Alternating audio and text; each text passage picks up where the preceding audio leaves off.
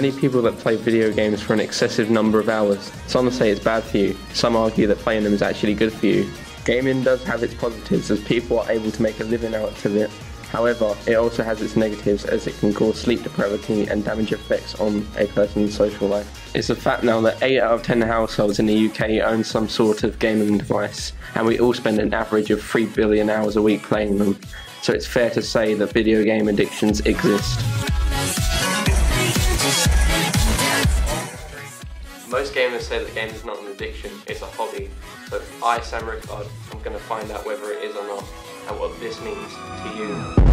I'm waking up to ash and dust. I wipe my brow and I sweat my rust. I'm breathing in the chemicals. So sir, do you believe it's possible to become addicted to video games? Yeah, I do believe it's possible to become addicted to video games. Obviously it does depend on the individual. Actually, it normally tends to be boys who get addicted to it. And it depends on the video games as well. So do you think that students playing video games affects their learning in a negative way? Yes, I do. I think there might be some slightly positive impacts of it, not that many. Students have learned the names of places around the world through some video games. However, mostly it is negative. The reason why I think that is because quite often there are some pretty sleepy students that I teach in Year 8 and Year 9, and it's pretty clear that they do actually stay up far too late with their consoles in their bedroom. They should be getting a good night's sleep, so that is a big negative impact on them. As well as that, I think there's a hell of a lot of aggression in computer games, a huge amount of it.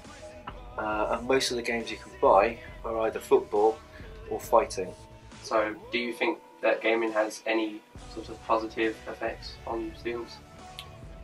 I really don't think it does have many. The possibility of computer games being played online and with friends maybe does create a bit of a community, maybe even quite a healthy competitive community with football leagues and things like that. However, the positive effects are not huge as far as I can see.